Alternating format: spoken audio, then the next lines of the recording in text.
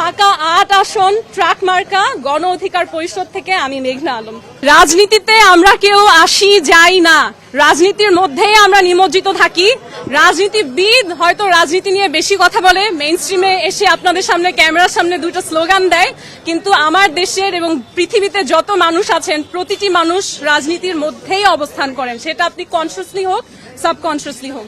এখন হয়তো আমি যে নির্বাচনে লড়ছি সেটা আলাদাভাবে আপনারা অবজার্ভ করছেন, আর নির্বাচনে যখন লড়তে এসেছি জেতার উদ্দেশ্য নিয়েই এসেছি, কারণ আমি যদি না জিততে পারি তাহলে সেই অ্যাডমিনিস্ট্রেটিভ ক্ষমতা যেখানে আমি দেশকে বদলাতে পারবো সেটা তো আমি অর্জন করতে পারবো না। তাই আমার প্রধান লক্ষ্য সেটাই।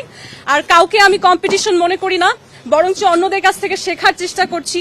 যাদেরকে আমার সাথে আছেন বা আমার অপোজিশনে আছেন তাদের কাছ থেকেও কতটুকু শেখা যায়, তারা কি স্ট্র্যাটেজিস নিয়ে আগে সফল হয়েছেন সেটা বোঝার চেষ্টা করছি।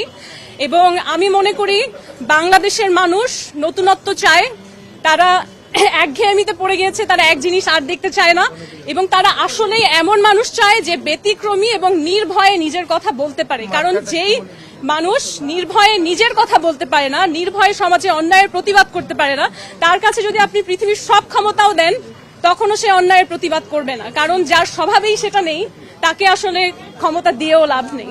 তো আমার প্রধান উদ্দেশ্য হচ্ছে এটাই, দেশের জন্য কাজ করব। যদি জিতে যাই আলহামদুলিল্লাহ, কিন্তু আমার এই প্রত্যয়টা স্থায়ী হবে ইনশাআল্লাহ।